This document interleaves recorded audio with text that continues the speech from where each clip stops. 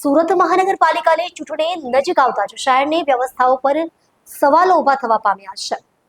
તાજેતરમાં જ કાપોદ્રા વિસ્તારના મુખ્ય રસ્તા પર અચાનક જ મોટો ભૂવો પડતા સ્થાનિક લોકોમાં ચિંતાનો માહોલ છવાઈ ગયો છે। સૂત્રો પાસેથી મળતી માહિતી મુજબ કાપોદ્રાની વ્યસ્ત માર્કેટિંગ એરિયા વચ્ચે આવેલા મુખ્ય રોડ પર અચાનક જમીન ધસી પડતા 3 થી 4 ફૂટ ઊંડો અને પહોળો ખાડો સર્જાયો છે। આ ઘટનાથી વાહન ચાલકોને ભારે મુશ્કેલીનો સામનો કરવો પડી રહ્યો છે। સવાર સાંજના પીક અવર્સમાં તો ટ્રાફિકની વ્યવસ્થા સંપૂર્ણપણે ખોરવાઈ ગઈ છે। નાના વાહનો તો કોઈ રીતે પસાર થઈ જાય છે, પરંતુ મોટા વાહનો અને બસોને અહીંથી પસાર થવામાં હાલાકી ઊભી થઈ છે।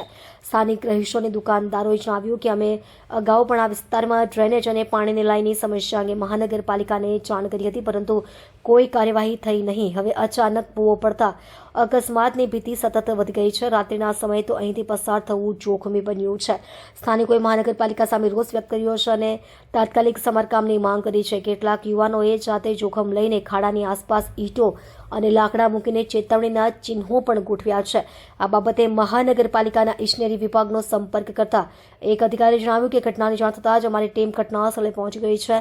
જૂના પાણીના પાઇપ લીકેજને કારણે જમીન ધસી હોવાનું પ્રાથમિક તારણ છે। ખાડો ભરવાનો અને રોડ રિપેરિંગનું કામ આજે રાત્રે પૂર્ણ કરવામાં આવશે। જોકે ચૂંટણી પૂર્વે આવી બેદરકારી એ શાસક પક્ષ અને વિરોધ પક્ષો વચ્ચે રાજકીય ધમાસાને પણ વેગ આપ્યો છે। વિરોધી પક્ષના નેતાઓએ મહાનગરપાલિકાની કામગીરી પર પ્રશ્નો ઉઠાવતા જણાવ્યું કે જ્યાં સુધી ચૂંટણી નથી આવતી ત્યાં સુધી સુરતની વ્યવસ્થાઓ અવ્યવસ્થિત છે। આવા ભૂવા લોકોના જીવ સાથે રમત સાબિત થઈ શકે છે। હાલ ઘટના સ્થળે પાલિકાની ટીમ કામ કરી રહી છે। શું મહાનગરપાલિકા ચૂંટણી પહેલા લોકોનો ભરોસો જીતી શકશે કે આવી ઘટનાઓ ફરી વારંવાર થતી રહેશે?